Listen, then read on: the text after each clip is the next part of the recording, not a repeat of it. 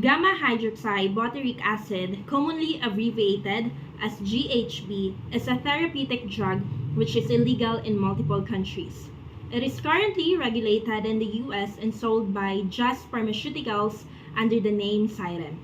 Xyrem is a central nervous system depressant that reduces excessive daytime sleepiness and cataplexy in patients with narcolepsy. GHB is a naturally occurring 4-carbon compound with a structure similar to the neurotransmitter gamma-aminobutyric acid or GABA. It is described as a neurotransmitter and a regulator of energy metabolism. GHB is known by many street names including grievous bodily harm, scoop, liquid ecstasy, cherry meth, growth hormone booster, Liquid X, and Georgia Homeboy. For its history, GHB is first synthesized in 1960. It is initially was investigated as an anesthetic because of its capacity to rapidly induce a deep coma with only minor cardiovascular and respiratory depressant effects. Its lack of analgesic properties and tendency to cause a seizure-like activity soon dampened enthusiasm for its medicinal use.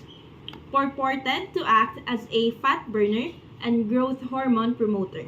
A resurgence of GHB occurred in the late 1980s as a food supplement for bodybuilders and dieters. When L-tryptophan, a supplement with similar purported effects, was withdrawn from the market, GHB use increased further. This popularity coincided with the rising tide of GHB-related morbidity and mortality that caught the attention of regional poison control centers. The FDA prohibited the sale and manufacture of GHB in 1990. Since then, GHB has been associated with a more clandestine popularity as an illicit drug, particularly in the southeastern and western United States. It currently is prevalent in the dance music scene at raves and nightclubs as an alternative to ecstasy and amphetamines. GHB often is used in conjunction with alcohol. It has been implicated with flunitrazepam or rohypnol as a date rape drug. Legal status. In many countries, including the United States, GHB is classified as Schedule 1 controlled substance under the Controlled Substances Act due to its high potential for abuse and lack of accepted medical use outside specific contexts. However, sodium oxybate, Xyrem, a pharmaceutical formulation of GHB, approved for treating narcolepsy, is classified as Schedule 3 due to its medical applications. Number 3. Physical and chemical composition.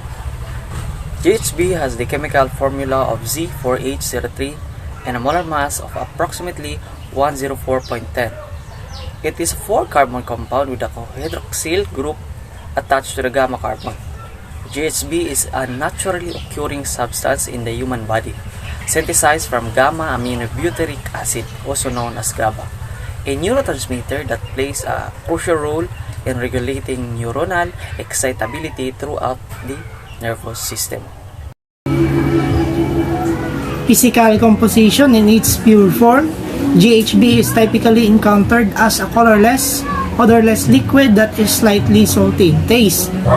It can also be found in the powdered form, which is often dissolved in liquid before consumption. The substance is highly soluble in water, making it easy to mix with beverage. The sodium salt of GHB or sodium oxybate is commonly used in pharmaceutical formulations. What are the effects of using GHB? The effects of GHB kick in within 10 to 20 minutes. Tragically, some people have added GHB to drinks at clubs, bars, and raves to quickly incapacitate others and abuse them sexually, since a high dose of GHB will cause a person to lose consciousness. The effects of GHB, therefore, are dangerous for those who use the drug for recreation and for those who use it as a weapon. The effects on users. It has physical effects. When ingested, GHB produces various physical effects within 15 to 30 minutes. First is the euphoria. Users often report feelings of intense happiness and well-being. Second is the sedation. Drowsiness and lethargy are common, especially at higher doses. Third, decreased motor function. Coordination may be impaired, increasing the risk of accidents.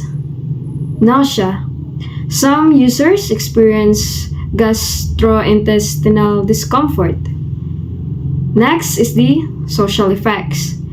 GHB's effects can significantly impact social interactions. First, the disinhibition. Users may feel more sociable and open, which can lead to risky behaviors. Second, increased libido. Heightened sexual arousal is often reported contributing to its use in party settings. Next is the memory impairment. Users may have difficulty recalling events that occurred while under the influence. Next is the mental effects.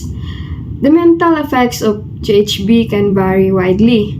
First, altered perception. Users may experience changes in sensory perception and time distortion.